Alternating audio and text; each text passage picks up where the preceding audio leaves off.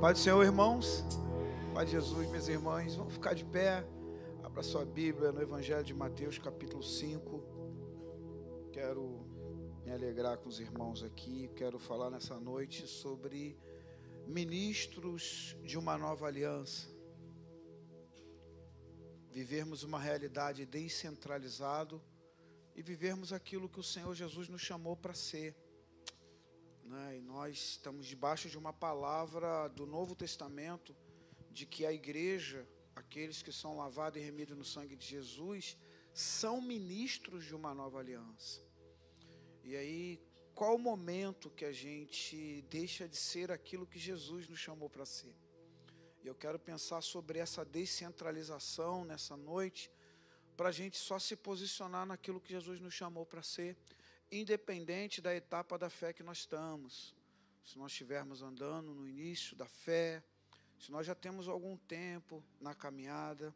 Então, Mateus capítulo 5 se torna importante para nós, o versículo 13, não só porque é o assunto da nossa escola de crescimento, Estamos debruçados no Sermão do Monte, e é tão intrigante a gente ver que Jesus se preocupou de deixar princípios éticos de vida cristã. Jesus se preocupou em deixar princípios morais para uma vida cristã. Jesus se preocupou em deixar diretrizes que a gente pudesse ter tanta segurança em viver, que a nossa vida estava habilitada, estaria habilitada até mesmo trazer uma oferta de adoração ao altar. E todos esses ensinamentos estão no Sermão do Monte. E eu quero fazer um saque aqui para duas realidades, Ou eu sou sal da terra, ou eu sou luz do mundo. Para mim está enquadrado dentro daquilo que o Senhor quer para a minha vida.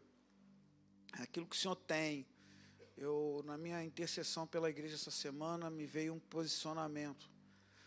Por mais que você seja muito dedicado na sua vida e no seu bem-estar e conforto familiar, por mais longe que você chegue, vai ser sempre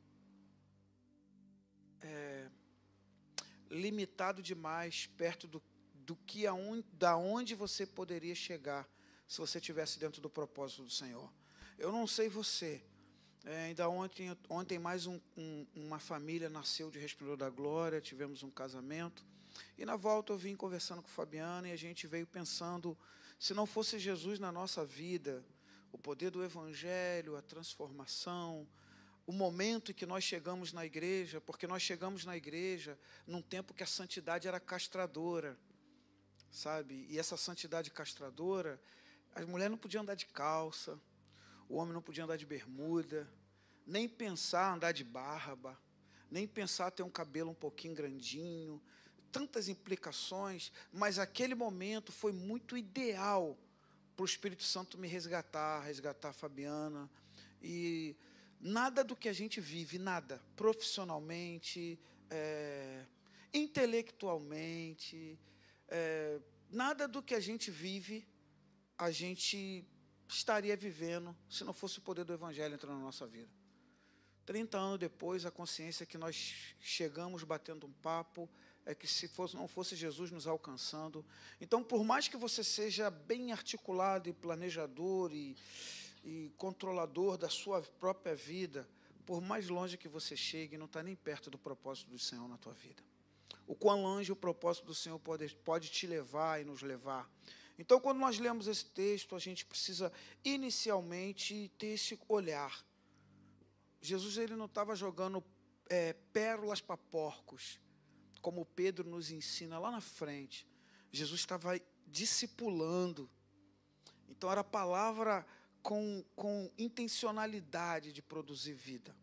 Palavra do Senhor, verso de número 13, texto maravilhoso para os nossos corações, nossa vida. 5,13, diz assim: vós sois o sal da terra, mas se o sal perder o sabor, com que há de salgar? Para nada mais serve, senão para ser lançado fora e pisado pelos homens. Vós sois a luz do mundo. Não se pode esconder uma cidade construída sobre um monte, nem se acender uma lâmpada e se colocar debaixo de uma vasilha, mas no candelabro, assim ilumina a todos os que estão na casa. Assim brilhe a vossa luz diante de quem, gente? Assim brilhe as vossas luzes diante dos homens, para que vejam as vossas obras, boas obras. Isso resulte em quê, gente? Glorifiquem o vosso Pai que está nos céus. Vamos orar, né? Isso aqui é minha canção da semana, tá? Vou cantar minha canção da semana e aí o Vitor bota um tune, é tune, Vitor? Melhora a minha voz, louvor me ajuda, mas a gente adora com o coração, porque foi uma canção desse tempo, do Zé Carlos, de Fabiana, chegando na fé, e uma geração querendo, uma geração que foi preparada para missões, sabia? Eu estava conversando com uma das nossas queridas e eu falei, poxa, o que atrapalhou a nossa visão missionária foi chegar um movimento profético de batalha espiritual e cura interior. E esse movimento se prostituir. E aí todos aqueles que cresceram respirando missões, ficaram no reflexo de uma igreja precisar ser reparada, ser trabalhada. Mas eu faço parte de uma geração que respirou missões, se converteu e só ouvia mensagem de missões. Tinha cultos de missões. Quem lembra dos cultos de missões? E nos cultos de missões, vinham pessoas que estavam no campo. E elas choravam no culto. E elas contavam o que elas estavam passando. E elas, quantos cultos. Na verdade, o meu filho João era um bebê recém-nascido, de colo. Joyce era uma pequena. E eu e Fabiana, nós fomos os únicos casais e a nossa família que aceitou um chamado para ser enviado para o campo missionário numa noite de culto de missões. E hoje a gente olha e eu estou aqui, sei lá, com medo de acabar esse ano e a gente não poder mais tocar no assunto vamos ganhar almas, porque parece que ofende. Né? Então vamos orar. E essa canção, ela está muito, sei lá, se o Espírito Santo me trouxe para me consolar de volta, né? E eu fiz questão de ficar assistindo no YouTube os vídeos antigos dela. Bem antigos. Jesus Cristo é o motivo da minha canção. Ei, Jesus. Outra razão eu não tenho para cantar. Ei, Jesus, a melodia, a minha vida está em Deus. Jesus Cristo é o motivo da minha canção. Ei, Jesus Cristo. Jesus Cristo é o motivo da minha canção. Ei, Jesus. Outra razão eu não tenho para cantar. Oh, Jesus. A melodia vem dele. A minha vida está em Deus. Jesus Cristo é o motivo da minha canção. Ei, Jesus, você pode se render um pouquinho?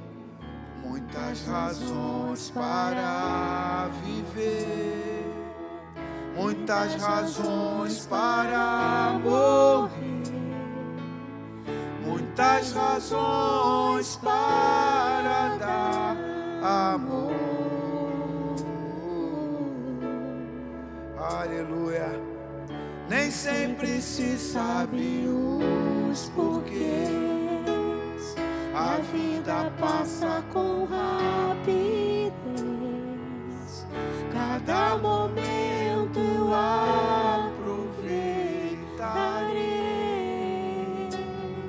Ei, Jesus, para dar minhas canções e oferecer minhas orações, entregar minha vida inteira a quem tudo me dá. Oh, Jesus, Jesus Cristo é o motivo da minha canção.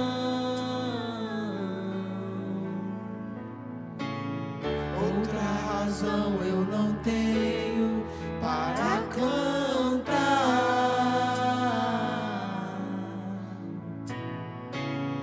A melodia Vem dele, a minha vida está em Deus. Jesus Cristo é o motivo da minha canção. Senhor, alinha nossos corações nessa noite, Senhor. Alinha os nossos corações de uma maneira tal que seja prazeroso ser aquilo que o Senhor nos chamou para ser. Muito obrigado, porque é o testemunho da minha vida, da minha esposa, do nosso casamento, da nossa paternidade. Muito obrigado, porque o Senhor não atrapalhou em nada as nossas vidas. O Senhor não atrapalhou. O Senhor não atrapalhou a minha vida. Eu cheguei na fé quando a palavra conserto fazia parte de um privilégio. E o Senhor era apresentado como um Deus de conserto. Eu te louvo, Senhor, porque o Deus de conserto me aceitou. Aceitou consertar a minha vida, consertar a vida da minha esposa, a nos ensinar a ser pais, a nos ensinar a viver uma vida congregada. Estende as tuas mãos sobre nós, porque tu não mudou, Jesus. Tu continua sendo um Deus de conserto. Estende as tuas mãos poderosas sobre nós, com as nossas aspirações, com os nossos planos, com as nossas negativas, Senhor. Que o Senhor venha com poder e graça, porque o Senhor nos sonda e nos conhece. O Espírito do Senhor fala nessa noite a cada coração, não a necessidade, mas a direção clara, para a glória do nome de Jesus. Amém. Amém, irmãos? Pode se sentar. Eu estou em Mateus capítulo 5 e introduzi o Sermão do Monte numa conversa. É esclarecedor para nós. Por quê, pastor? É esclarecedor para nós porque a palavra do Senhor em Romanos vai dizer, preste atenção nisso, gente, que cada um de nós, a igreja, comparecerá diante de Cristo para dar conta de si mesmo. E eu já conversei teologicamente com alguns pastores, já foi conversa de outros momentos, em sala no seminário, como professor de seminário. Eu tenho algumas convicções, e convicção teológica, ela muda, tá, gente? Ela muda porque a teologia ela não se esgota, tá? Teologia é estudar Deus, e quem se esgota de estudar Deus, né? Você está aí estudando, mas tem algumas coisas que elas foram criando estrutura. E eu acredito no que eu vou te falar. Nós não daremos conta de quanto tempo nós estamos na igreja, diante do Senhor. Nós não vamos dar conta de quanto tempo nós temos uma carteirinha de membro, nós estamos na comunidade na fé, quanto tempo nós se desviamos ou não. Nós vamos dar conta com a vida de profundidade relacionada à pessoa de Jesus que a gente teve. Porque isso aqui para mim é um fato. Existem pessoas que estão 30 anos na igreja, mas elas não andaram 30 anos com Deus. E se elas andaram 1 ano com Deus, foi muito. Tendo em vista que, por exemplo, bem tranquilo o exemplo, tá? A pessoa está 10 anos na igreja, mas ela nunca nem sequer leu a Bíblia toda. De Gênesis e Apocalipse, assim. Ela nem sequer tem uma vida devocional com as Escrituras, tá? E isso daqui não é uma crítica destrutiva, é um alerta, tá certo? Eu sei, eu não tenho dificuldade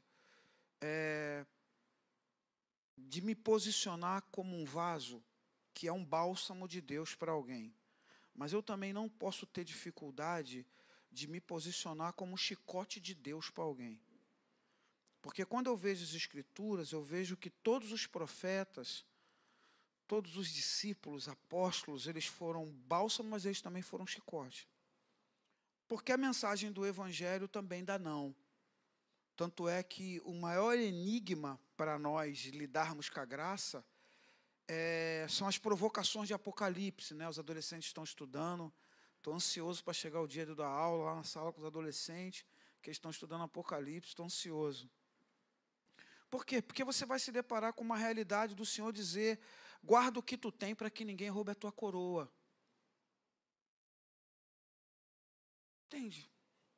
E tantos outros textos que você olha assim, você coça a cabeça, e você fala, pô, não é uma brincadeira, é uma realidade. Então, quando eu penso em julgamento, penso em vida cristã, a única maneira de eu viver o amanhã é viver o hoje na fé em profundidade, sabendo o que importa a Jesus. Porque como eu vou construir um amanhã na fé, sabotando o dia de hoje, num contexto de profundidade daquilo que Jesus tem para a minha vida? O que eu preciso entender? Essa dinâmica de inclusão que Jesus faz. Todos aqueles que ingressam na fé, nós passamos pelo mesmo passo a passo. Abre a sua Bíblia em João capítulo 3. Senão, essa experiência ela não existiu, né? A experiência chamada conversão, ela não existiu. Para mim não lançar nos lançar o Mateus 5 aqui, Sermão do Monte, a partir do verso 13, de uma maneira que você fala, isso aqui eu já conheço, eu preciso só ir um pouquinho mais profundo pensar com você.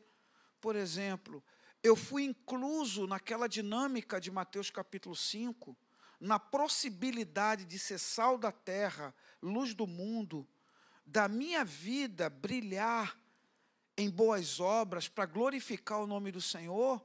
Isso só passa a ser fato e verdade para mim depois que eu entendo João 3. Isso daqui nós chamamos de salvação. Nós chamamos da obra da conversão, da obra miraculosa da regeneração.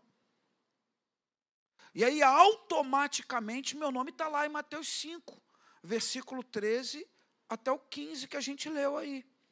E aí eu passo a ser a realidade daquele texto. Eu posso colocar meu nome lá e falar, isso aqui está falando comigo, isso aqui é o meu respeito. Então, João capítulo de número 3, existe um homem socialmente posicionado, é um fariseu. Então, ele não só é um homem que tem um lugar de fala na sociedade, porque era assim o farisaísmo, mas ele era um homem também que lidava com a palavra de Deus.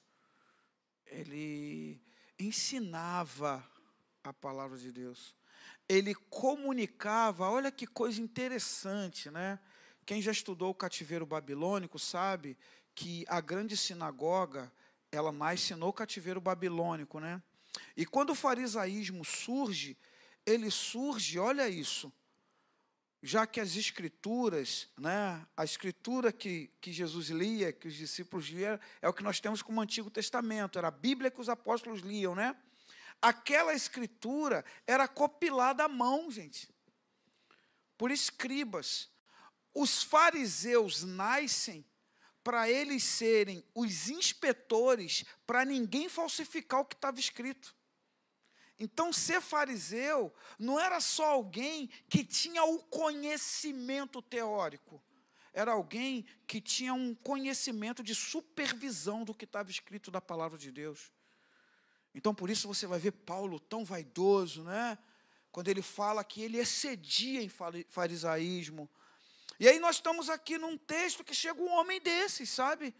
Que ele faz parte, então, posso chamar assim, de uma casta no meio do povo de Deus, que quem olhasse para eles era mais ou menos assim, esses são os homens da palavra. Porque eles não só falavam, eles eram os homens responsáveis. Se você comprasse, tinha que ter muito dinheiro. Por exemplo, o rolo de Isaías. Tinha que ter um escriba para copilar, um fariseu para revisar, para depois você poder pegar. Deu para tu entender? Não eram pessoas qualquer. Esse homem veio ter com Jesus, e quando ele veio ter com Jesus, mesmo com toda a capacidade intelectual, com todo o conhecimento teórico sobre Deus, Jesus fala para ele assim: é necessário nascer de novo. Tendo em vista que o contexto antiga aliança, por exemplo, para ser considerado sacerdote, tinha que ter mais de 30 anos. Para ser considerado homem, tinha que ter mais de 30 anos. Para ser um fariseu, tinha que ter mais de 30 anos. Considerando, então, que esse homem, que para ser um fariseu estudou desde 12 anos, aos pés de um mestre, esse homem, ele não era um guri, entende? Ele não era um guri, com as aspirações e conflitos de entrar vários assuntos no mesmo tempo na cabeça, de 11 anos de idade, 12 anos de idade, 14 anos de idade, 16 anos de idade. Não, ele era um homem. E isso aqui é importante, nos fala coisa nessa noite, do tipo, não importa a tua competência de conectar as coisas, a proposta inclusiva de Jesus começa com a salvação, com o novo nascimento. Talvez a dificuldade de você comunicar um amor não seja porque você seja tímido, seja porque você nunca nasceu de novo. Eu respeito você, é óbvio, é claro que uma parte de nós nos conhecemos aqui no campo da fé, mas você veio de outro contexto, e de repente, no outro contexto, você começou tudo bem fazendo parte da igreja. E fazendo parte da igreja, tudo bem. Quanto mais no dia de hoje, tu já viu como é que é um flash batizar? Batizar é um flash. E outro dia eu estava num dilema terrível, né? Porque um casal de amantes se batizaram, né? E foi um flash. E para o primo que sabia, entrou em colapso, né? Mas ele está lá na igreja, que é um flash, né? Você tem a camisa, você tem jogo de luz, você tem um espetáculo. E foi legal. Só que para o primo, servo de Deus, falou, mas como é que pode? Quando eu cheguei na fé, não, gente, se você não fosse casado e você só morasse junto, tivesse uma vida amaziada, você não podia nem ser membro de uma igreja. Você assinava o livro como um colaborador. Só depois que você casasse e trouxesse a certidão de casamento, é que você passava a ser rol de membro da igreja. Então não deu para mim, Fabiana, ficar sendo só bons irmãos. A gente teve que se consertar. Porque você tinha que consertar, pô. Você tinha que botar a vida no altar. Alguém falou com a gente que era necessário nascer. Isso. Então, quando começou a se falar de ser enviado, a gente não tinha como um peso. Quando se falava de ir ganhar almas, a gente não tinha como uma coisa pesada. Por que não? Porque a gente não queimou etapa. Primeiro, a gente aprendeu o que era ser uma alma regenerada. O que era ser nascido da carne é carne, nascido do espírito é espírito. Então, João capítulo 3, havia entre os fariseus um homem chamado Nicodemos, um dos principais dos judeus. Esse foi de noite se encontrar com Jesus e disse, mestre, sabemos que ensinas da parte de Deus, pois ninguém pode fazer esses sinais miraculosos que tu fazes, se Deus não fosse com ele. Jesus respondeu, em verdade te digo, que quem não nascer de novo, não pode o quê, gente? Ver o reino de Deus. Então, para com início de conversa, se você não consegue vislumbrar, ver o reino de Deus, entender o princípio do reino de Deus e comunicar o princípio do reino de Deus vai ser difícil. Então, Jesus fala assim, tá. Você tem que nascer de novo. É uma verdade prioritária, anota. Todas as vezes que você lê nas Escrituras, Jesus fala assim, em verdade, ele está dizendo, é uma verdade prioritária. É o que, irmãos? Isso, é uma verdade prioritária. Então, é um assunto que a gente fala assim, pô, esse assunto não vai sair da cena não, hein? Esse assunto aqui não vai mudar não, hein? Não adianta ser maneirão não, esse assunto não vai mudar. Porque Jesus o colocou como uma verdade prioritária. Vai ter que nascer de novo. Estou no texto. Perguntou-lhe Nicodemos, que não era um garoto de 10 anos, porque ele era um fariseu. No barato ele tinha mais de 30. Ele tinha mais de quanto, irmão? Mais de 30. Estou no texto. Perguntou-lhe Nicodemos, como pode um homem nascer sendo velho? Poderá voltar ao ventre da sua mãe e tornar a nascer? Jesus respondeu, em verdade, te digo, que aquele que não nascer da água e do Espírito, não pode entrar no reino. Então, não pode ver e não pode entrar. Se não nascer de novo, não pode ver e não pode entrar. Até aqui, vamos embora. O que é nascido da carne é carne, mas o que é nascido do Espírito é o que, irmãos? Não te maravilhes de eu te dizer, necessário vos é nascer de novo. E aí ele vai falar de uma categoria de pessoas que elas não fazem mais coisas que elas gostam, querem ou têm vontade e desejos. Que elas são guiadas pela soberania do Espírito Santo. Estou no texto. O vento sopra onde quer e ouves a sua voz, mas não sabe de onde vem, nem para onde vai. Assim é todo aquele que é nascido, o quê, irmãos? Beleza. Na verdade, eu aprendi isso em conferência de missões, tá? Que, fazendo missiologia, a gente aprendia que quando a gente... Eu fui muito parte de uma geração que eu estudava para ser missionário, tá?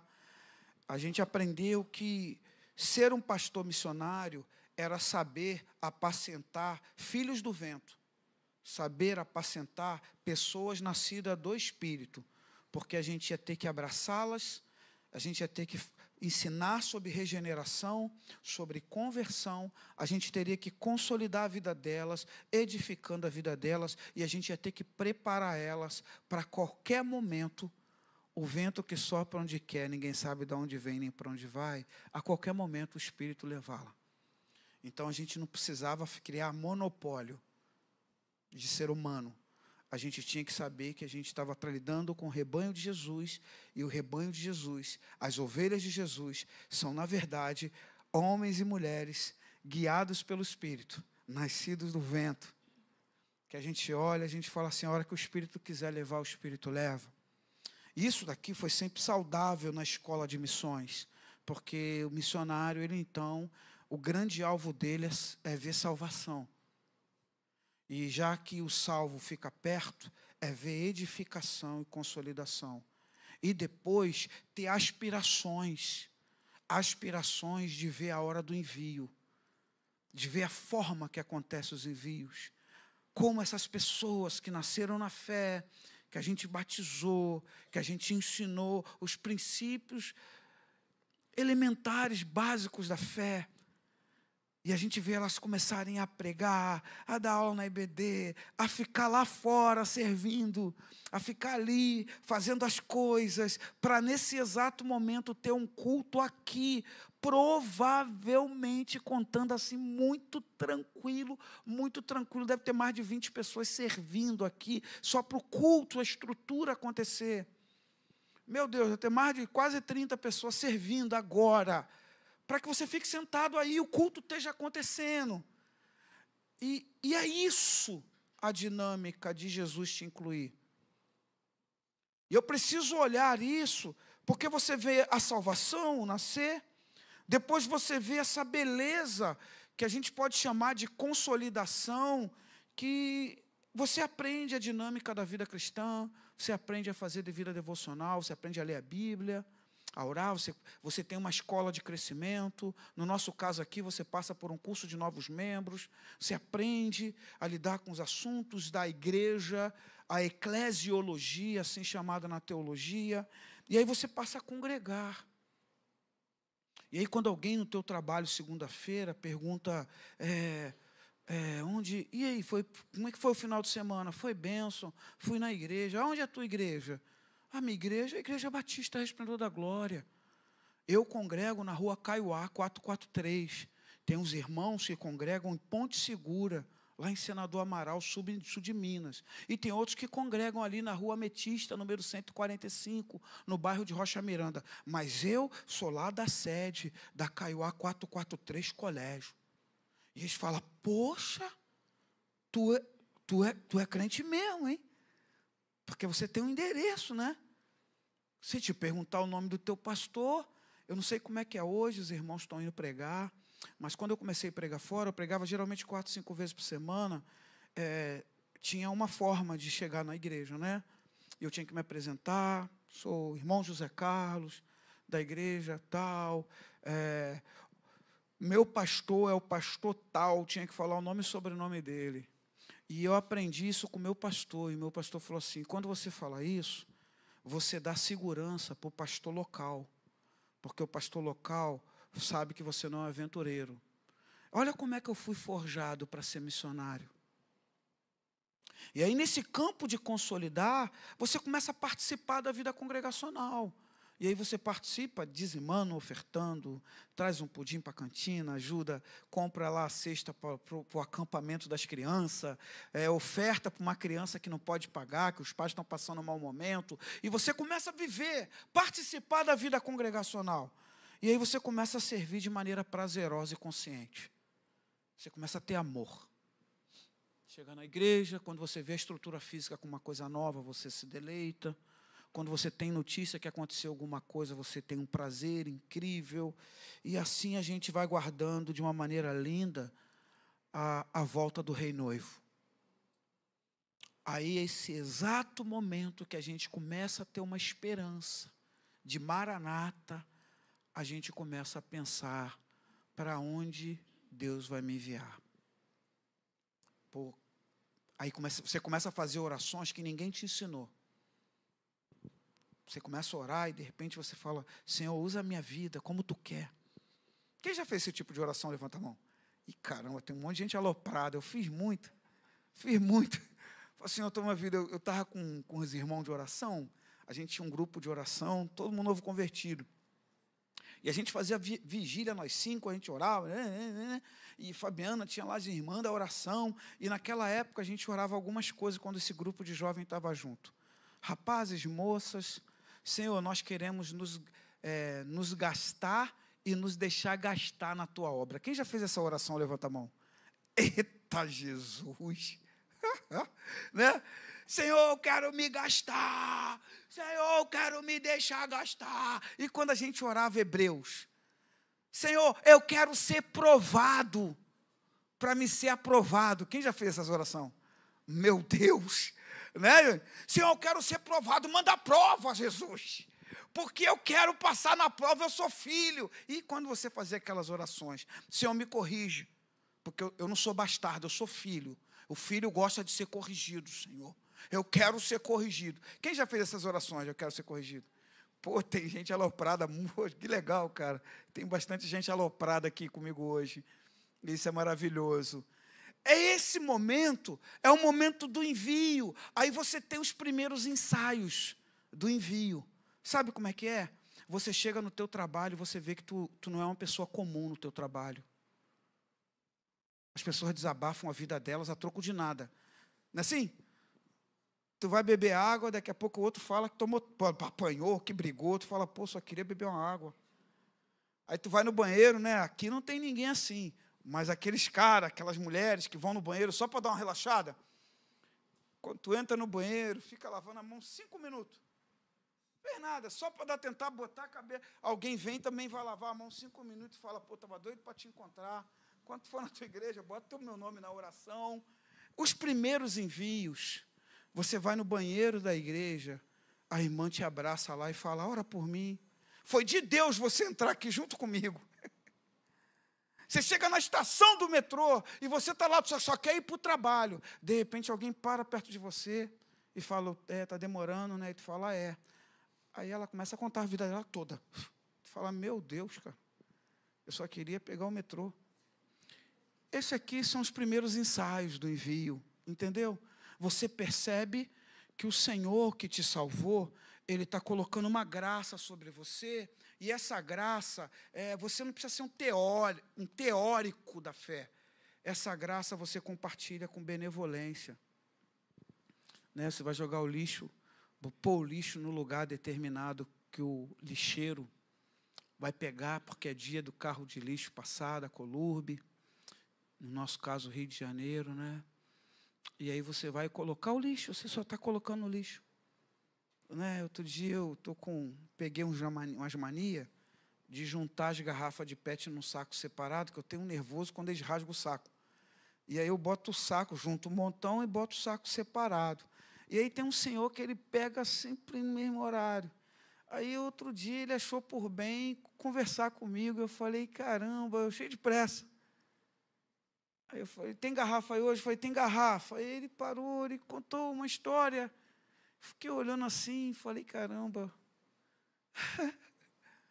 Eu de bermuda, sem camisa, de chinelo. Não tinha nada identitário, entendeu? Estou na porta da minha casa, irmão. Caramba, eu olhei assim, falei, caramba. Dei uma palavra a ele, depois eu fiquei pensando, caramba. Realmente os campos estão brancos, prontos para a ceifa. Mas a gente está na janela da nossa casa, tomando nosso cafezinho com bolo de laranja, né, irmãos? E olhando a paisagem, o campo branco pronto para a ceifa. E eu digo para você, tu vacila, mas é maneiro. Porque tu não sente nem sequer uma cosquinha de amor por uma alma. E a gente está tomando nosso cafezinho, né? Tranquilo.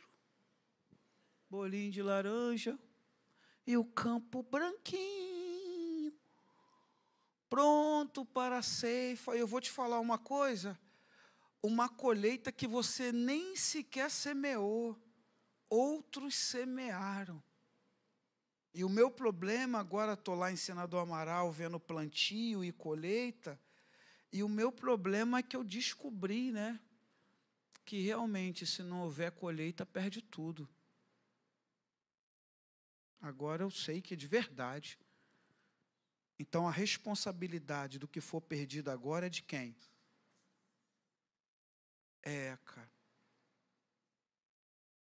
Porque lá as roças são separadas e cada fileirão daquele de morango lá tem a turma que é responsável. Tem um morango novo, um morango velho. Tá tudo lá. E tem a turma responsável. Você é responsável da tua ala da colheita, pô. Se você não colher, acontece o quê? Perde. Quem é responsável? Pô, beleza. Beleza. E aí nós começamos, então, a viver esse envio, uma dinâmica de serviço. O nosso coração começa a queimar, começa a ver uma paixão pelas coisas, e aí, de repente, você está trazendo a tua aptidão para cá. Semana passada falamos de Dorcas, uma mulher incrível que fazia vestido para as viúvas. Mas aí, 2 Coríntios, então, capítulo 5, fica tranquilo que eu vou voltar em Mateus. Mas quando eu voltar em Mateus, eu quero que, com a mesma facilidade que você leu, porque você conhecia o texto, eu quero que você leia e se comprometa com o texto. Entendeu? Eu sou um pastor local. Eu estou aqui com vocês toda semana. Se eu estivesse pregando itinerante, pregando fora, aí eu chego lá e vou embora. Mas aqui não. Eu vejo o fruto de arrependimento. Tu entendeu? Quando você aceita um apelo. Eu vejo o compromisso com o teu choro. Eu vejo o fruto, a resposta que você dá após um culto. A resposta que você dá após um culto de ceia, o que o Espírito Santo falou com a igreja. O momento do louvor, a tua entrega. Porque eu estou aqui. Entende? É igual vocês estão me medindo e vocês estão vendo frutos. Esse cara banca mesmo isso que ele prega. Entende? E a gente está aqui torcendo um para o outro, para a gente não nos transformarmos numa frustração, é ou não é? Isso aqui é até curioso, agora que isso aqui é gravado, às vezes eu fico vendo as gravações e falo, meu Deus, eu peço o Vitor para editar, porque chega uma hora que parece que a gente está tão entre família que ninguém de fora está vendo. Mas aí eu tenho gente da Bahia que assiste e acompanha aqui, eu tenho gente de outro estado que... E aí fala, pô, pastor, aquela palavra lá, eu fico pensando, caramba, aquilo que eu falei era tão nosso dia a dia. Então, estamos em 2 Coríntios, capítulo de número 5, verso 17. Palavra do Senhor. Portanto, se alguém está em Cristo, nova criatura é, as coisas velhas já passaram, e tudo se fez novo. E tudo isso provém de Deus, que nos reconciliou consigo mesmo por Jesus Cristo e nos deu o ministério da reconciliação. O que o Senhor fez, irmãos? Nos deu. Quem nasceu de novo aqui, levanta as mãos. Então, tem várias pessoas com ministério aqui. A igreja tem um ministério em comum. E eu vou dizer uma coisa para você. Se alguém tentar exercer o pastorado sem saber lidar com o ministério de reconciliação, vai ser um fracasso. Se alguém quiser trabalhar como líder de qualquer departamento da igreja e ela não souber desenvolver o ministério da reconciliação, será um fracasso. Por quê? Esse é o ministério pilar da eclesiologia. Todo crente em Jesus tem. Todos têm. Entende? Uma criança que na sua pureza se rende a Cristo num culto infantil, chora, como a gente está vendo nossas crianças fazer um tempo incrível. Gente, ela já tem o ministério da reconciliação. Ela só desenvolve como uma criança numa competência de 10 anos. Entende? Então, você que, de repente, tem uma competência de 30, podia desenvolver na tua competência de 30 anos, quem tem entendimento. O que tem 14 anos, desenvolve na sua competência de 14 anos. Mas que o ministério está aqui de maneira incomum, está, para todo mundo. E os outros ministérios vêm apoiado nesse ministério. Palavra do Senhor. Vamos andar.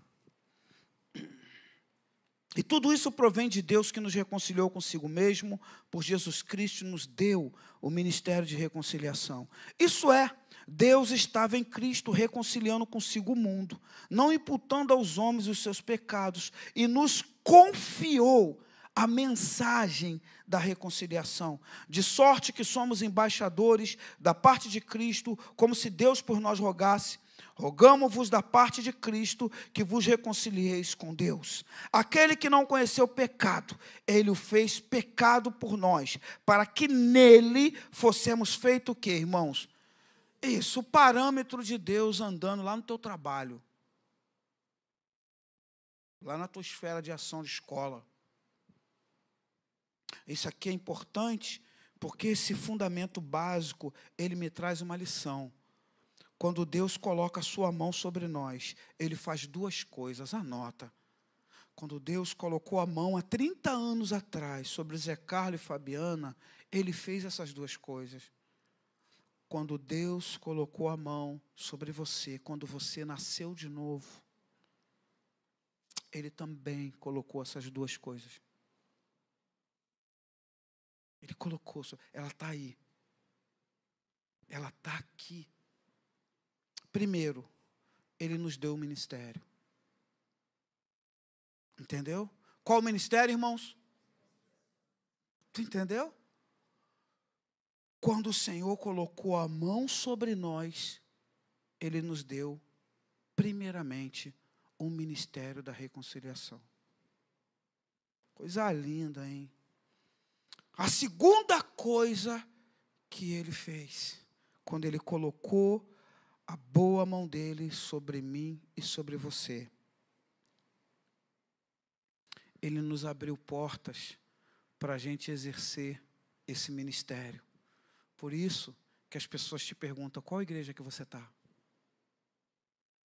Você pode orar por mim? E eu estou vendo lá no teu trabalho, né? Você fala assim, ó, lá na tua escola, né? A gente pergunta, você é crente? Eu logo vi pelo teu jeito. lembra de mim das tuas orações. O que são isso? O mesmo Deus que quando colocou a mão sobre você e te deu um ministério, Ele abre porta para você exercer esse ministério. Lembra? Você tem um ministério de reconciliação e você tem uma mensagem de reconciliação. Ninguém viu que você ora, que você flutua, que você jejua. Eles não veem, o homem natural vê nada. É Deus que abre porta te confiando pessoas. A boa mão dele está sobre você. Ele te dá um ministério de reconciliação. E ele faz uma coisa muito gostosa. Ele abre porta para você exercer esse ministério.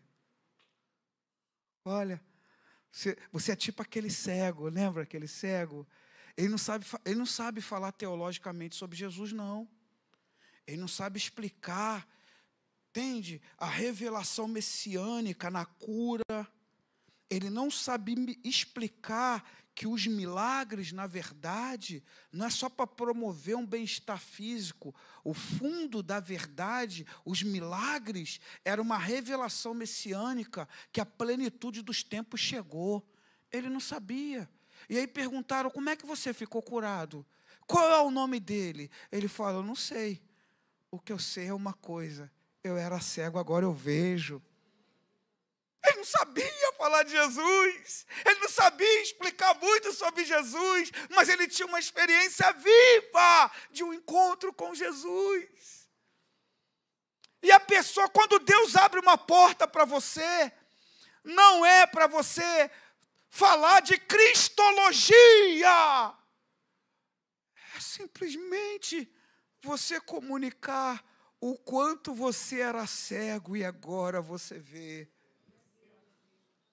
Porque o ministério da reconciliação, a palavra da reconciliação é um evangelho puro e simples, que todos podem comunicar. E não é burocrático. Entendeu? Entendeu? Você não precisa ser um teólogo público que tem que explicar sobre armenianismo. Não é isso.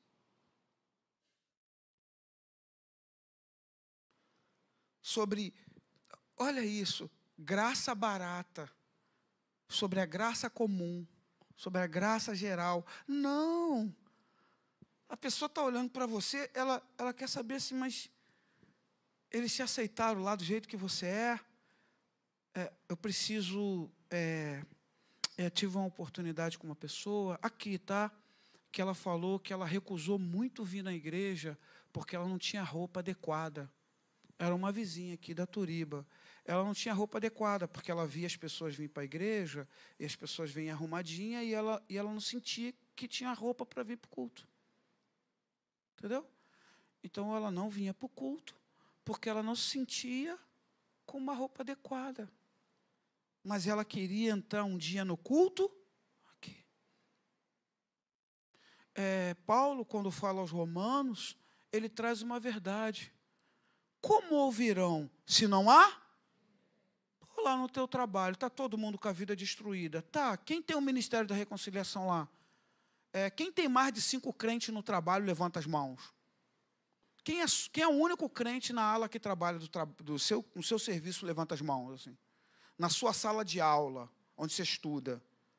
Quem tem o ministério da reconciliação é você, cara. Lembra? Quando ele coloca a mão sobre você, ele te dá um ministério e ele abre porta para que você exerça o serviço. Vamos resolver uma coisa, tá? Ministério é um ofício. Ministrar é exercer um ofício. Tudo isso só está falando de serviço. Essas categorias é coisa nossa. Nós somos um povo colonizado. Então, nós só sabemos somatizar as coisas com classe. Então, é classe disso, classe daquilo, tudo é... Quando o Senhor fala de ministério, Ele está falando de serviço. Ele nos deu um serviço de reconciliação. Ele nos deu uma palavra para exercer esse serviço. Ô, Jesus! Tem hora que você tem muito tempo. Não é assim que você aprende no curso de evangelismo? Como evangelizar, quem evangelizar, quando evangelizar, quando chega na pergunta, quando evangelizar, você se depara com uma realidade. Na esfera que eu estou, quanto tempo eu tenho? Eu meço o assunto que eu vou trazer. Eu estou no ponto do ônibus, eu tenho 1 minuto. Então, para que eu vou inventar história? Eu vou ser cirúrgico. Jesus é o caminho, a verdade e a vida. Deus abençoe teu dia. Eu já exerci o ministério de reconciliação. Simples. E aí a gente fica apavorado, porque vem um engano, e ele desvirtua o discípulo do que realmente importa. Entendeu? E aí eu quero colocar 3 entendimentos para a gente entender, assim, e ser liberto nessa noite. 3 entendimentos, assim, bem rápido. Primeiro, oração sem evangelismo é como uma flecha atirada no ar, sem alvo específico. Oração, para os que estão anotando, oração sem evangelismo é como uma flecha atirada no ar, sem um alvo específico. Traduzo para você. Você ora pela tua família? Quem ora pela sua família? Então vá lá e prega, pelo amor de Deus. Porque senão é igual uma flecha sem alvo, meu amigo. Entendeu? Estou orando pelo meu bairro. Vai lá, dá um jeito de pregar no teu bairro. Estou orando pela minha rua. Dá um jeito de pregar na tua rua. Estou orando lá no meu trabalho. Estou orando lá na minha escola. Estou orando lá na faculdade. Dá um jeito de pregar. Aí sim, sabe o que você faz? Bota uma camisa com a frase e ora. A gente quando dava Casados para Sempre, Fabiana, aí Casados para Sempre tinha muita camisa. E aí, volta e meia, a gente ia no mercado com a camisa, eu e ela com a camisa. Era incrível o quanto aquela camisa escrita Casados para Sempre chocava pessoas. As pessoas ficavam curiosas de saber o que era aquilo. E era só uma frase escrita. Então, quantas portas se abriram das pessoas lerem uma frase? Que você ponha uma camisa, mas debaixo de oração, falando, Senhor, eu quero ser uma flecha que acerte o alvo. E aí você vai lá para a tua escola, vai para a sua faculdade. Entende? Vai lá com a camisa. É incrível, né? No meu WhatsApp, eu sempre coloco a frase lá do WhatsApp, o tema da igreja do ano. E aí está lá, amadurecer como cristão. Dessa forma, o pessoal da faculdade chegou na realidade que eu sou um pastor, nesse período que eu estou agora. Porque é tudo muito WhatsApp, e alguém vai te stalkeando, né? E eles foram ver lá que na minha descrição está escrito, ano de amadurecer como cristão. Opa, ficou uma coisa pontuada. Catucaram, falou, ele é o pastor. Gente, aprende isso. A oração sem evangelismo é como uma flecha atirada no ar, sem um alvo específico. Ora, mas também faz o quê, irmão? Fala. Paulo vai dizer assim, eu criei, por isso falei. O pregar, o comunicar a mensagem da reconciliação está muito ligado à tua crença. E sabe de uma coisa? Esse assunto é muito importante para o Senhor. Abra sua Bíblia rapidinho em Romanos, capítulo de número 15. Vou para o segundo, vou para o terceiro, vou para o final e a gente acaba. Daqui a 5 horas. Só os que, viu, tem gente que vai falar, já começou ele jogar uma piadinha, ele faz mesmo. Fica um chatear. Romanos 15, 13. Não vou fazer isso. 5 horas não, 1h30. Estou brincando, irmãos. Romanos 15, 13. Palavra do Senhor. Ora, o Deus de esperança vos encha de toda a alegria e paz. Em que lugar, irmãos? Para que abundeis na esperança pelo poder do Espírito. Então, o Senhor dá alegria e paz no teu crer. Para cada dia mais, não importa os intempéries da vida, entende? Cada dia mais, a tua crença está arraigada. Muito arraigada. Eu não sei se você já teve essa experiência de Deus abrir uma porta de pessoas para você, que você começa a falar com elas e você percebe que Deus está usando aquela conversa para tratar coisa contigo. Quem já teve essa experiência? Levanta as mãos. E você fala assim, caramba, eu não estou dando, na verdade, eu estou recebendo. Essa conversa parece inicialmente que eu estou dando, mas, na verdade, Deus está organizando coisa na minha cabeça para me comunicar que, na verdade, Ele está me trazendo um bálsamo. De uma forma ou de outra, o Senhor sempre abre uma porta. Tem um avivalista, minha primeira apostila de evangelismo como professor de seminário, em 2001, eu coloquei essa frase como testa da apostila. Olha que coisa linda. Sempre haverá uma esfera de ação para um servo de Deus zeloso. Se você ama Cristo, Deus sempre vai abrir uma porta para você compartilhar desse amor. Às vezes simples, às vezes a oportunidade bendita de dar, Deus abençoe o teu dia. Quem crê que as palavras têm poder, levanta a mão. Gente, quando você diz Deus te abençoe, já te ensinei isso em outro momento. O que você está dizendo? Que as bênçãos espirituais da parte de Deus estejam sobre você. Quando eu digo Deus te abençoe, eu estou declarando essa palavra sobre você. Que as bênçãos espirituais da parte do Senhor estejam sobre você. Diz Deus te abençoe para o teu filho. Deus te abençoe para a sua casa. Deus abençoe para o seu sobrenome. Mas diz também para a pessoa do balcão que você compra pão toda manhã. Talvez é a única oportunidade que você tem de colocar uma boa semente sobre a vida dela. Mas faça. Isso é exercício do ministério de reconciliação. O segundo entendimento que é libertador para nós. E eu sei, talvez que te provoque alguma chateação, mas eu preciso fazer isso. Jesus não tem mais nenhuma palavra para nós, até as suas ordens serem executadas. Olha para mim, irmãos. Olha para mim, minha irmã. Jesus não tem nenhuma outra palavra para nós, até que as ordens dele sejam executadas. Quantos pais nós temos aqui?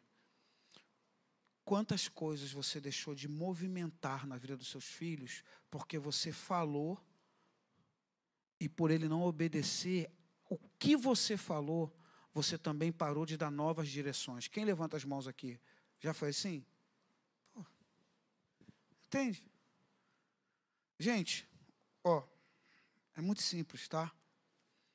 O sócio investidor, ele investe em quem se movimenta. Você entendeu? Então você é pai, você é mãe. Beleza. Você deu uma diretriz e pagou o curso lá de inglês. Não fez. Você vai pagar outro curso? Não. Porque isso não é educar, é deformar. Temos uma ordem de Jesus clara. Por que ele tem que te dar outra ordem? Daqui a 10 ordens, sabe o que você vai dizer? É muito difícil ser crente, eu não consigo ter uma vida de obediência e vou embora. Como Jesus pagou um preço tão alto para te resgatar, Ele não vai te encher de uma obediência, de coisas que requer uma obediência que você não pode cumprir. Então tem uma direção clara. Cumpre ela. À medida que você começar a cumprir ela, Ele pode te dar outras direções. Foi bom para você isso? Cumpre a direção, pô. Entendeu? Então, quem é o Zé? O Zé Carlos é alguém que o Senhor colocou a mão sobre ele e botou um amor sobre almas. Ir para o evangelho, ir para a vigília, sair da vigília, andar de Madureira a Rocha Miranda a pé, evangelizando os viciados que estão vindo da noitada. Eu não sabia, irmãos, que 28 anos depois eu ia ser pastor de uma igreja, irmãos. Quem sabe do futuro aqui, levanta as mãos. Quem gostaria de saber do futuro aqui, levanta as mãos. Eu não, cara, porque lá está a minha morte. Eu quero morrer com 90 anos, mano. Eu quero saber de futuro é nada. Eu estou igual Davi no deserto. Tu já leu Davi nos Salmos? Davi fala assim, Senhor, os meus tempos estão nas tuas mãos. Eu estou nessa palavra, amigo. O meu futuro, é isso que Davi está falando, Senhor, o meu futuro está na tua mão, estou nessa palavra. Eu quero morrer com 90 anos, mas eu saber também que eu vou morrer amanhã vai ser complicado. Já imaginou ficar aqui numa choradeira, não poder falar? Ei, irmão, não, pô. Entende? Obedece. Qual foi a direção que Jesus te deu? Primeiro obedece essa. Primeiro obedece essa. Depois ele dá outra. E não sou eu que estou botando regra. É um pensamento bíblico consciente. Porque para os discípulos foi uma única direção. Ide por todo o mundo e pregar o evangelho a toda criatura. Direções precisas. Entende? Ficar em Jerusalém até que do alto seja revestido de poder. Ser-me-eis minhas testemunhas. Jerusalém, Judéia, Samaria, até os confins. Tudo ligado à única direção. Quando a igreja parou de se movimentar, o que aconteceu, gente? O que aconteceu? Uma perseguição. E aí ele deixou vir uma perseguição, um aperto, para esse aperto trazer tudo para o lugar, para o campo da obediência, da direção. Quem quer passar a perseguição aqui, levanta as mãos. Quem quer passar aperto? Estamos entendidos. Terceiro, está vendo, Pedro? Pessoas inteligentes é incrível. Terceiro, a unção do Espírito Santo só vem no campo da obediência. A unção do Espírito Santo, o que, irmãos? Está no campo da obediência. Quando tu pegar esses palhaços de plantão na fé, falando de unção para humilhar os outros, para humilhar irmão, é óbvio, é claro, tem gente que tem que trabalhar em 2 empregos, porque ele se mudou para uma outra casa, que o aluguel é mais caro, por consequência, lá paga a luz, paga a água, e a taxa de luz e de água lá é mais cara, e para manter a vida perto nesse contexto de casa, ele tem um mercado mais perto, que as coisas são mais caras. E aí o que acontece? Essa pessoa acaba saindo de casa 4h30, 5 horas, 5h30 da manhã. E essa pessoa chega aqui no culto de quarta-feira, 8 horas, sem tomar banho, sem ter comido nada, sem nada, mas ela vem para o culto. É lógico que ela não teve tempo daqueles que estão gozando de um privilégio momentâneo, de jejuar, de sair para trabalhar 10 horas, 11 horas da manhã, porque estudou, porque trabalhou, porque montou um negócio, porque fez um concurso, e chegar em casa e ter um dia de folga, e ter mais tempo, e ter isso, e ter aquilo. Então é covarde a gente olhar e falar assim, 2 pesos, 2 medidas. Cada um no seu corre, meu amigo. Então não é sobre quem pode fazer, é sobre quem é discípulo de Jesus aqui, levanta as mãos. Só obedece à direção que Deus te deu, porque eu tenho certeza que o meu Senhor não é injusto. A porta que Ele tem aberto para você está adequado à condição que você consegue fazer, porque não vem coisa sobre nossas mãos, fora das nossas forças. Eu gosto do texto que diz que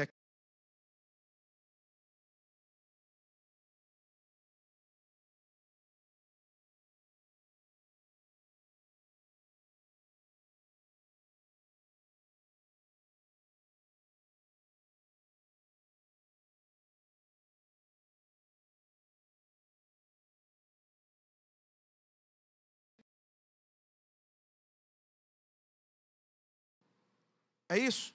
Tá bom. Esse é o teu possível? Faça isso.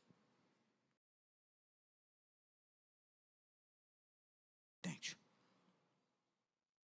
Agora tem que fazer alguma coisa. Então nós somos ministros de uma nova aliança. 2 Coríntios, capítulo de número 2. Eu vou ler 2 Coríntios, vou pular aqui, esse esboço é meu e fica para mim consertar. Mas eu vou ler só para você entender o que nós conversamos aqui. Capítulo de número 2. Amo o texto.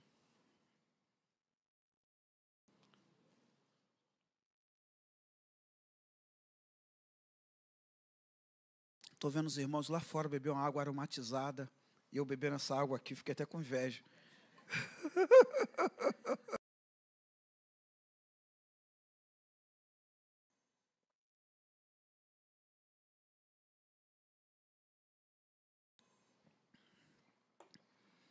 Eu estava fazendo uma cerimônia de casamento ontem, e eu falei uma coisa, né? Olha para mim, irmãos.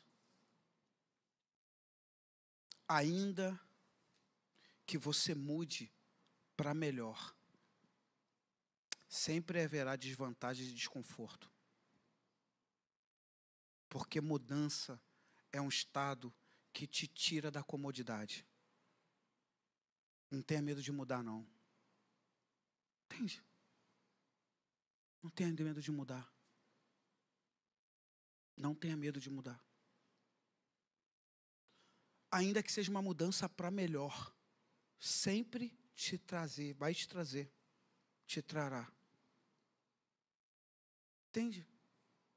Um desconforto, um desgaste, porque é uma mudança. É uma ação que vai começar a ser corrente fora do teu comodismo, da tua comodidade. Por isso que o Evangelho, que é o poder de Deus para a salvação daquele que crê, 2 Coríntios, do capítulo número 3, verso 18, vai dizer que todos nós, com o rosto descoberto, refletimos como num espelho a glória do Senhor, e nós somos transformados de quê, irmão? Isso, você vai estar sempre em mudanças. Então, a gente vai estar sempre no desconforto do novo. Entendeu? Que tem hora que, quando a gente pensa que pegou o molejo, vem uma situação diferente. Quando tu pensa que... Mas aí você vai vivendo a dinâmica do Espírito governar você, dirigir você. 2 Coríntios, capítulo 2, palavra do Senhor, verso 12. Ora, quando cheguei a Troade para pregar o Evangelho de Cristo, e uma porta se me abriu no Senhor, não tive descanso no meu espírito, porque não achei ali meu irmão Tito, de sorte que, despedindo-me deles, parti para a Macedônia. Graças, porém, a Deus, que sempre nos faz triunfar em Cristo, e por meio de nós, manifesta em todo lugar o cheiro do seu conhecimento. Oh, Jesus! Pois para Deus somos o bom perfume de Cristo, tanto nos que se salvam, como nos que se perdem. Para esses, certamente,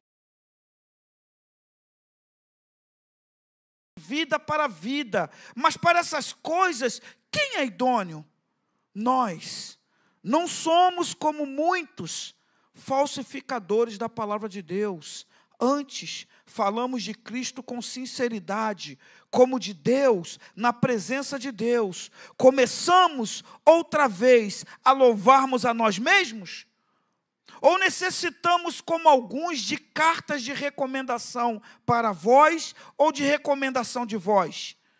Vós sois a nossa carta, escrita em nosso coração, conhecida e lida por todos os homens. Já é manifesto que vós sois a carta de Cristo, ministrada por nós e escrita não com tinta, mas com o Espírito do Deus vivo, não em tábuas de pedra, mas nas tábuas de carne do coração. E é por intermédio de Cristo que temos tal confiança em Deus. Não que sejamos, guarda essa palavra, não que sejamos capazes por nós mesmos de pensar alguma coisa, como se partisse de nós mesmos, mas a nossa capacidade vem.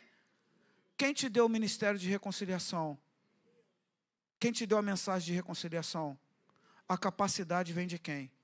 Quando Ele colocou a mão sobre você, Ele passou a abrir portas para você viver isso. O último verso. Coisa linda. Ele nos fez também capazes de ser o quê, gente? Ele também nos fez ser capazes de quê, irmãos? Ser ministros de uma nova aliança. Oh, Jesus. Não da letra, mas do Espírito. Volta para Mateus, irmãos. Quer você saiba, ou quer você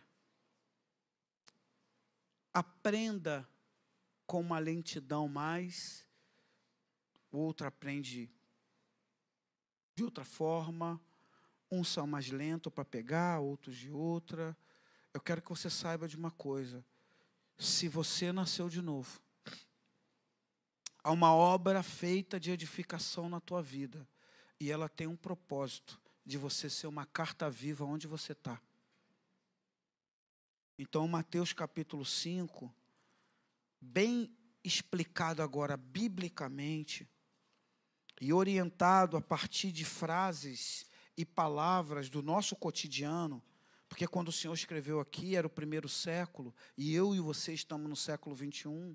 Então, para tornar de forma compreensível, nós trouxemos valores que agregam esse tempo, e aí você consegue tocar, de você falar, bom, isso aqui foi para aquele tempo. Não, você fala, não, isso aqui está aqui agora.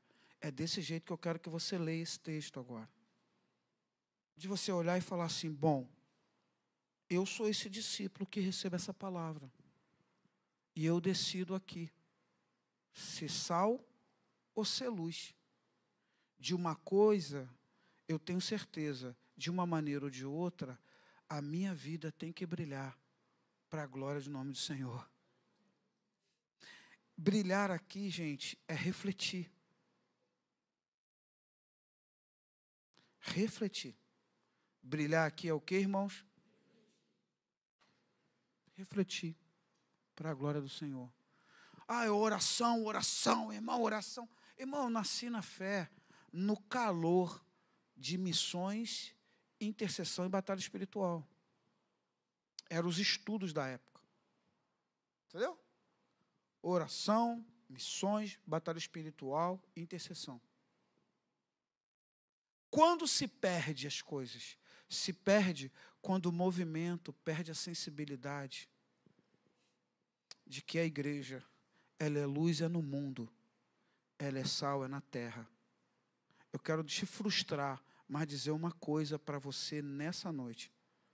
Nesse lugar aqui, você não precisa ser luz, porque o Senhor Jesus Cristo é suficiente. Você é luz no mundo. Você vai ler o texto comigo. Você é sal na... Então, você trabalha aqui para dinamizar o seu próprio discipulado. Deu para tu entender? Quando você serve aqui, não é uma coisa assim, não. É porque você está sendo discipulado. Então, nós, por exemplo, começamos na igreja limpando os bancos da igreja. Eu vejo a dificuldade de uma pessoa liderar pela incapacidade dela de fazer o trabalho manual, que muitas vezes é o trabalho sujo da igreja. Você pode pegar pessoas que trabalham em gestões de grupo, eles vão dizer uma coisa que é máxima, tá?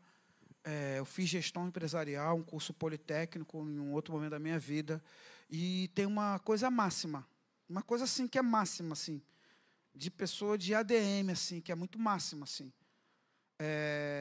A pessoa que ela não consegue fazer o trabalho sujo, não conte com ela.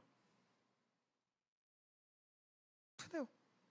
Não conte com ela, porque ela vai ser arbitrária, só de mandando, na hora de mandar. Porque é didático. É didático. Você pega pessoas que trabalham com terapia de casais, o que elas vão falar para aqueles que vão começando a namorar? Se não gosta de lavar louça, fazer o trabalho sujo, cuidado. Sim? Sim ou não é? Se deixa a pia suja de louça, fala do homem e da mulher, isso aí. A igreja é a mesma coisa. Quero te dizer uma coisa, sou feliz. O meu primeiro trabalho na igreja foi limpando o banco. Eu nunca desentupi fossa, esgoto, sei lá como é que você chama, na minha casa. Na igreja eu fiz. E aquilo foi para a minha vida. Quando o Senhor nos mandou para o campo missionário, era a gente que lavava o banheiro, a igreja era pintada o chão, a gente tinha que pintar uma vez por mês aquele chão, aquelas paredes, meu Deus do céu. E quando eu olho hoje, eu falo assim, como exerce liderança? É lógico que não tem criatividade, é lógico que não consegue ter visão para o coletivo, é lógico porque não consegue trabalhar nas coisas mínimas. Sabe de uma coisa? Começa a dinamizar, vai para a zeladoria, cara. Estou te falando de verdade. limpa essa vidraça aí. Fala para a irmã, cadê a diaconisa Luciane? Está ali, ó. Fala, diaconisa Luciane, me bota na escala aí só para me limpar a vidraça aí. Para me limpar os bancos que os irmãos nem dão valor para sentar. Mas, graças a Deus, não vai sair ninguém aqui com as roupas marcadas de poeira, porque esses bancos são higienizados 2, 3 vezes por semana. Essa turma, elas estão dinamizando esse lugar de envio, sabia? Porque tem que ter muita visão de reino, irmão.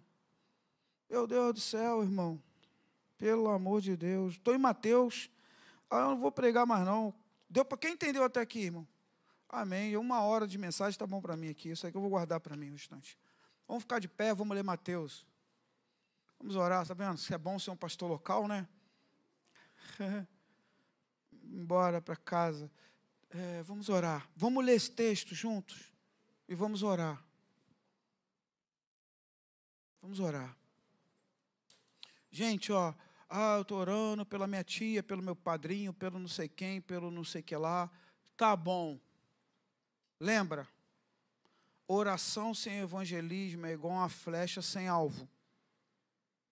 Dá um jeito de comunicar alguma coisa.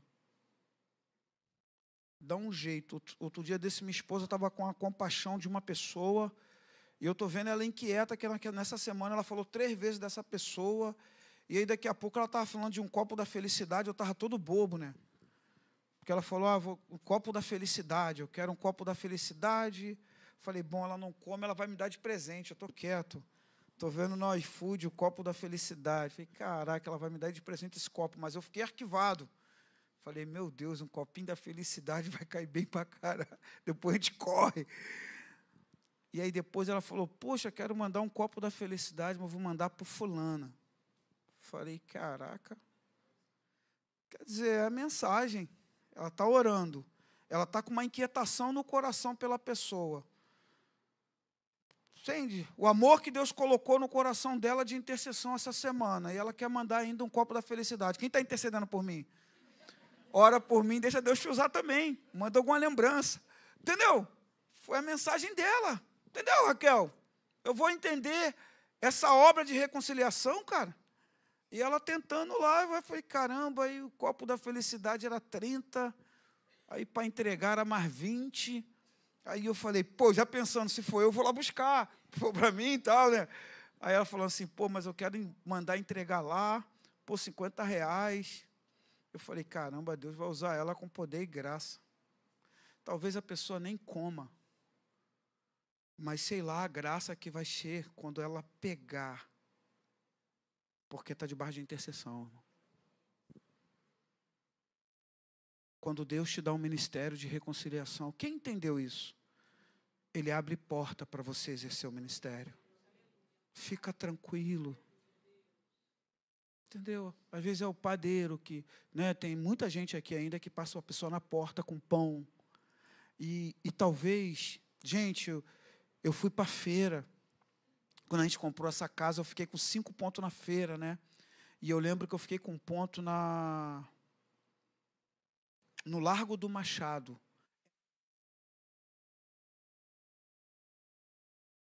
Largo do Machado, na calçada. E era incrível, né? Porque às vezes eu ficava olhando para mim e eu falava, cara, o que eu estou fazendo aqui, mano? Porque tinha aquele dia que 10, 11 horas da manhã eu vendia todos os morangos. Mas tinha aquele dia que 1 hora da tarde, 1h pouca, eu estava com mais da metade que eu levei de morango. E uma coisa incrível, né? O quanto as pessoas são invisibilizadas. E aí eu lembro que eu sempre levei livro, né? E eu ficava lendo um livro. Você fica ocioso numa barraca. Montou a barraca, só espera para vender. E eu levava sempre um livro para ficar lendo. E aí uma senhora comprando morango e falou para outra, gente, ele lê. Pô, gente, ele lê, gente, falando para outra comprando morango, ele lê. As pessoas te tratam como se tu não soubesse fazer conta. É assim. Você sabe que é uma ala e uma escala de serviço.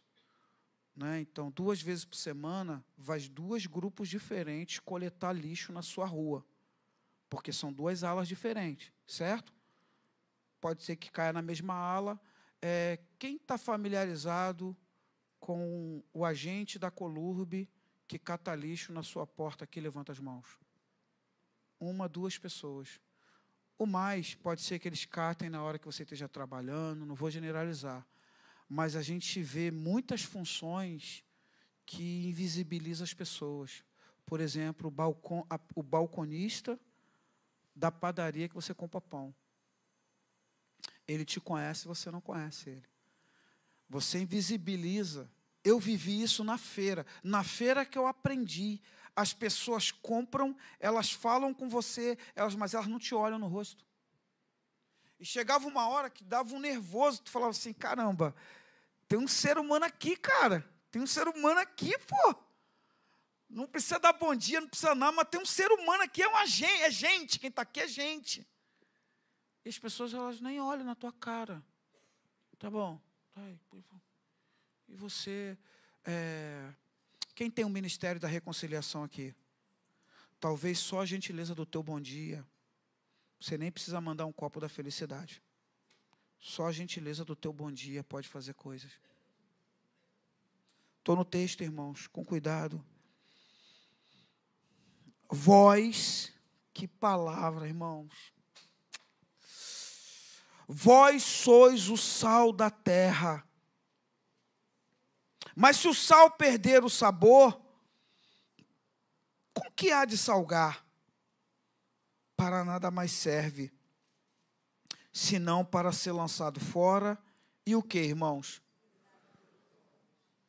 Olha, o sal insípido, o texto aqui não está falando de tempero de cozinha, não. O texto, no grego, ele fala de pureza, tá? O sal insípido era aquele sal extraído das pedras do Mar Morto, que era um sal sujo, de terra. E esse sal era colocado nas ruas para a roda, estamos no 1º século, para a roda da carruagem não atolar na lama, para as escadas, para as pessoas não escorregar nas escadas. Então, os discípulos aqui, eles sabiam o que Jesus estava falando. Jesus está falando assim, você é a referência de pureza no mundo. Mas se você tiver sujo, misturado, não vai servir para nada, a não ser para colocar na estrada e os outros pisar. A não ser para colocar num vão de um espaço de convivência, para as pessoas não escorregarem, para servir de algo antiderrapante. Entende isso? Os discípulos, eles não têm essa função de servir simplesmente para ser pisado, porque não é puro. É isso que Jesus está falando. Por favor, pode pesquisar, e se você tiver aquele dicionário, versículo por versículo, daquela coleção Champlin, pode ver que ele é preciso, com 8 bases de teólogo diferentes nesse versículo. Pode ir lá, que está lá. Estou no texto. Vós sois a luz do mundo. Não se pode esconder uma cidade construída sobre um monte. Nem se acende uma lâmpada e se coloca debaixo de uma vasilha, mas no candelabro, assim, ilumina todos os que estão na casa. É lógico que quando você chega na tua repartição de trabalho amanhã, é lógico que quando você entra na sala de aula amanhã, vai mudar tudo, porque você é a luz lá. Você é a luz lá. Estou no texto. Assim brilha a vossa luz diante dos homens, para que vejam as vossas boas obras e glorifiquem o vosso Pai, que está o quê, irmãos? Desejo do meu coração, como aquele que tem pastoreado a tua vida pela bondade de Deus, que seja uma semana de você ser referência aonde o Senhor te colocou. Que você entenda vidas se aproximando com você, não só como ganho financeiro, mas que você veja também que é uma porta para o ministério de reconciliação fluir. Então seja um bom profissional. Faça como Pedro disse, como Paulo ensina. Faça como se fizesse para o Senhor. Porque talvez é essa a única coisa que tem de brecha para o Espírito que é competente soprar uma misericórdia, uma bondade. Não invisibilize ninguém. Essa semana, dá bom dia, dá boa tarde, dá boa noite. Peça obrigado. Peça obrigado. Daqui a pouco no lanche ali, se tiver lanche na cantina, peça obrigado. Entende? Vai sair daqui, vai comer, vai no shopping que ainda dá tempo, comer lanche. Chega lá, não invisibiliza não. Tu já viu a turma que trabalha no McDonald's? Pô, às vezes você vê aquela turma lá, né? Tem dia que Deus te dá compaixão, né? Tu fala assim, caramba, ninguém olha. Eu sei, a feira, foi 1 ano que eu fiquei na feira. Eu vou te falar uma coisa, o Senhor tratou coisa no meu espírito profunda. É muito ruim visibilizar as pessoas. E você só consegue alcançar isso quando você percebe que você é invisibilizado. Mas eu declaro sobre a tua vida que você não viva a dor dessas desfeitas. Eu estou te economizando dor. Ser invisibilizado é muito ruim. Que Deus te livre de ser invisibilizado. Mas faça uma coisa boa. De hoje em diante, não invisibilize ninguém. Não ensine teus filhos a invisibilizar ninguém. Porque esse mundo ainda dá giro.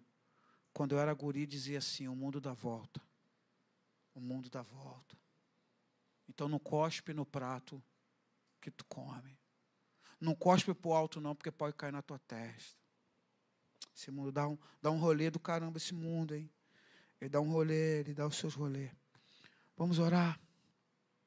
Seja um instrumento na mão do Senhor. Que Jesus seja o motivo da tua canção mesmo. Que Jesus seja o motivo da tua canção. Senhor, toma as nossas vidas nas tuas mãos, Senhor. Toma a nossa vida. Tu nos chamou para ser ministro de uma nova aliança. Nós temos uma mensagem de reconciliação, Senhor. Nós temos algo para comunicar para aqueles que chegam perto. Em alguns momentos, nós vamos até eles. Em outros momentos, eles chegam até nós, muitas das vezes, vendo o nosso status. Muitas das vezes, vendo o nosso status. Dá sabedoria a cada um dos teus filhos aqui, filha, Senhor. Guarda no amor, na graça, na bondade. Guarda no teu nome, Senhor.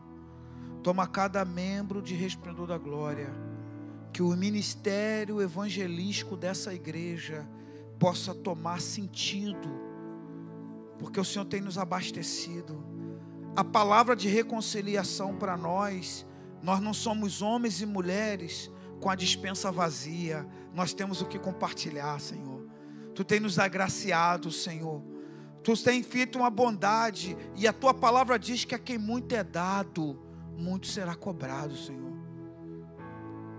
Tu tem nos dado. Eu não reconheço isso como arrogância. Eu reconheço isso com pesar. De que já que o Senhor tem nos dado, o Senhor tem direito de nos cobrar. É como a parábola do talento, Senhor. O Senhor tem dado a cada um segundo as suas capacidades. Mas o Senhor vai cobrar quando o Senhor voltar. O Senhor vai querer conta, Senhor. Porque Tu és um Deus assim. Jesus, Tu é aquele que pede conta. Nós temos aprendido na Tua palavra que Tu pede conta. E nós estamos aqui, Senhor, para viver uma beleza. Traz paz nos corações aqui, dá sentido, Senhor. Ora, meu irmão, minha irmã. Ora. Não precisa ficar com medo de fazer aquelas orações malucas que a gente fez, eu e Fabiana, junto com os irmãos e irmãs. Se gasta e se deixe gastar pela obra de Deus. Entende?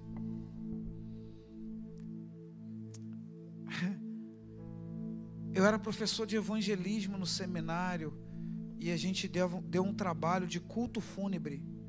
E no trabalho de culto fúnebre, presta atenção nisso, nesse campo de oração, os alunos eles tinham que pegar o nome de uma pessoa, eles tinham que fazer os cultos fúnebres, aqui no cemitério de Irajá, que era mais perto, e de 3 em 3 fazer o culto fúnebre. Eles tinham que pegar o nome de uma pessoa, uma família, e eles tinham que mandar uma carta para essa família depois. Hoje ela não está mais com a gente, Chegou a ser uma diaconisa nossa aqui. Ela era minha aluna no seminário na época. E ela manteve tanta relação com essa pessoa que ela mandou a carta, que até no dia do casamento do filho dessa pessoa ela foi convidada.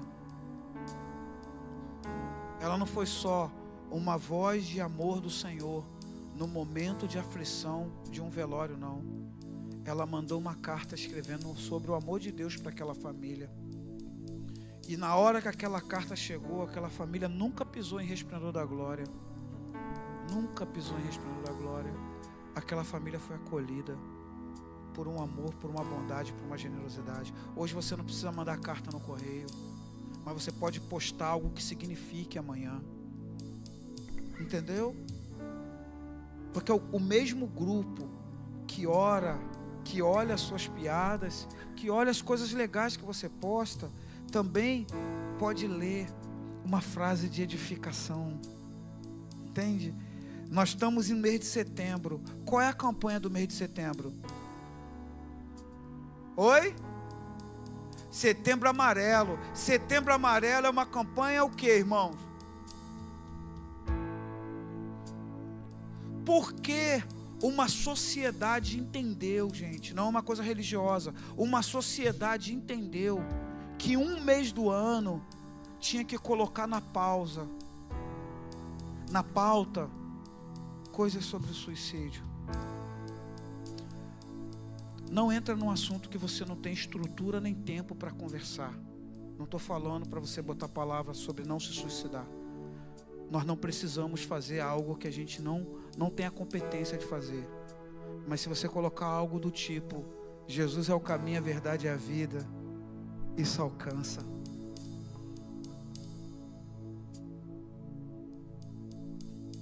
Se você colocar talvez uma frase lá, e ele se chamará Emanuel, que quer dizer Deus sempre presente. E se você escrever lá, Jesus está sempre presente. Eu tenho uma família de São Paulo, tá, irmãos? Que o rapaz me ligou 3 e pouca da manhã, eu não ouvi. E de manhã cedo eu fiquei apavorado quando eu mandei mensagem para ele, para saber o que estava acontecendo. Ele ia tirar a vida. E sabe o que eu disse para ele? Calma que Jesus está no barco.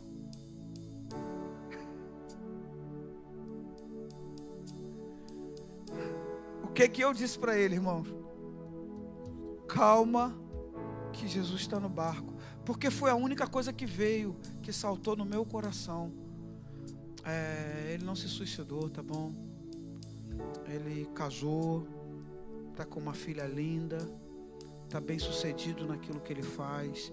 E todas as vezes que ele vem no Rio de Janeiro, que a gente se esbarra, o que ele fala? E aí, pastor, Jesus está no barco. Uma vida foi preservada porque Jesus está no barco.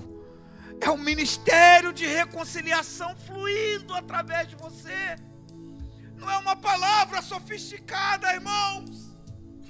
Tem hora que você tem tempo. Entende? De você falar, não, no hebraico é essa palavra, no grego é essa palavra. Vamos ler um livro junto. Não é assim que eu faço com você no gabinete? A gente tem tempo, eu falo, tá bom, vamos ler um livro junto. Pega esse livro, volta daqui uma semana. Volta daqui uma semana. Daqui uma semana. Depois de 2 meses tu está andando com as tuas pernas, ou sai de perto um pouco. Beleza. Mas amanhã, no teu caminho de trabalho, lá no teu trabalho, lá na tua escola, lá na tua faculdade, né? Lá onde você vai fazer exame amanhã, né, irmãos? Você ficar sentado naquela angústia de pessoas preocupadas onde vão fazer exame, ou não é? E as pessoas tem lá, tem uns que estão tranquilão, tem outros que estão com medo, tem outros que não sei o que, tem outros...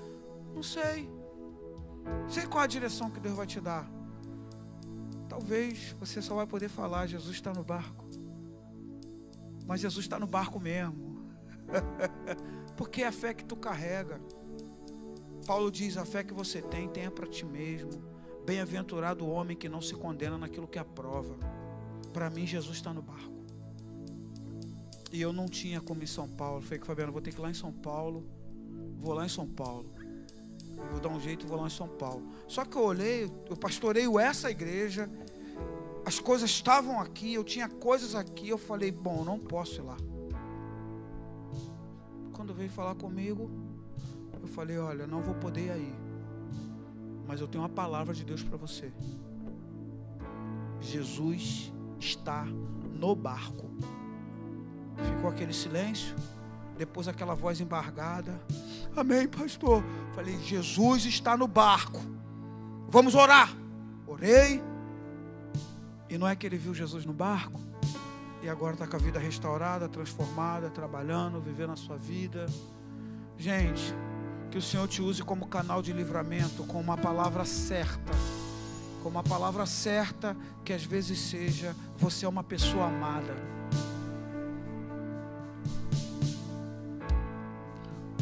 Não pense que isso não faça diferença, porque faz. Eu tenho ouvido esses dias o valor de alguém que não sabe ser amado, aprendendo a ser amado. Faz diferença.